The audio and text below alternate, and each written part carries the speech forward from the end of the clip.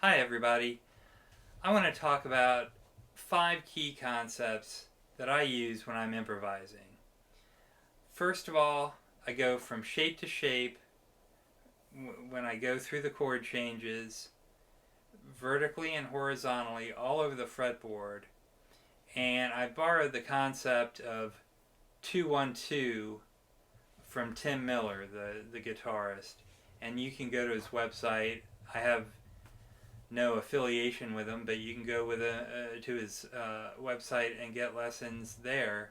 They're excellent. I was a student for a while, and I picked up this 2-1-2 approach and I incorporated it in my own way into my playing. Second concept: resolve tension by half step, indirectly or directly. So if you go from an agreeable tone to a disagreeable tone, at the point of chord change especially, you want to resolve by half step as a good guideline. You don't always have to, and you don't always have to directly go half step. You can put in a note, intervening note or two. Third concept, and this last concept I got from Hal Crook, as I did this next concept, the play rest approach, which is also in Hal Crook's How to Improvise book. Excellent book. I recommend it to everybody. It's what he refers to as the play rest approach, and you play for a while and then you rest for a while. You play and you rest, and that's how you make phrases. Sort of like punctuation in sentences. You don't just have run-on sentences forever. You have to have punctuation, and you've got to take a breath in between sentences. The next concept number 4, is to keep motifs in mind. Keep a theme in mind when you're playing. This is covered well by Jerry Bergonzi in his Melodic Rhythms book, and in his YouTube videos you can see how he takes a motif and he goes through the changes with this motif and incorporate that into your playing. You don't literally have to play the same motif through all the changes in the same way. That's not the point. The point is, however, to have motifs in mind so that they naturally occur in your playing. And then finally, the fifth concept, the fifth key principle that I'd like to talk about is just to start your solo strong and end your solo strong. And this is an important concept that I picked up from Gary Burton's video, one of his videos on YouTube.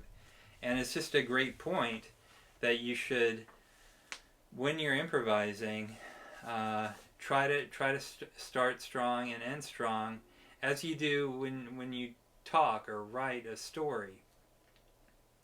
Another related concept is to not just go on in your solo until you've achieved something good. You should, Gary Burton suggests, to have a certain set number of choruses that you plan to take, come out strong, do your best, and then get out. So those are the 5 key concepts that I wanted to cover. Now on to specifically this line of the week. It's a simple 4-note motif, and it's not something that you would just play over and over again, but it does help you slow down and think about the motifs that you can and the ideas that you can put into your solos and develop along with the play rest approach and taking a breath in between your phrases. It's a secondary dominant progression in a B flat blues. The chords are B flat minor 7 to A flat 7. The next measure D minor 7 to G7. Next measure E flat minor 7, or rather D flat minor 7 to G flat 7, and then C minor 7. It's just 4 measures long. The chord scales that I use, and just a note about chord scales, you often have lots of options And you have a lot of good options. You've got a few bad ones, and you've got a few clams that you want to avoid, and you've got a few bad notes that you want to resolve, and that sort of thing. But don't get too hung up on the exact best chord scale in the world that I've got to play right now.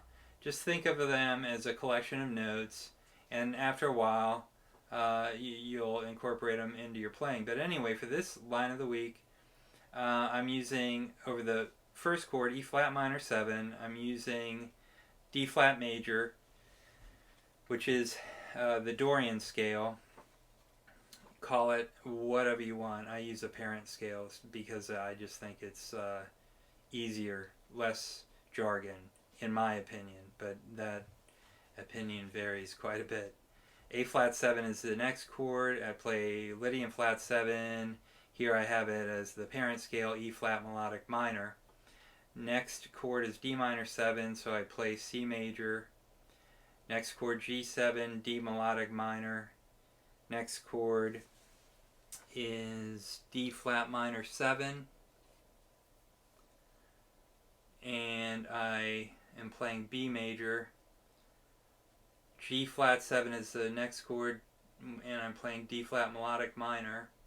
And then C minor 7 is the final chord, and I'm playing B flat major 7. So, thank you very much for listening, and we'll see you next week.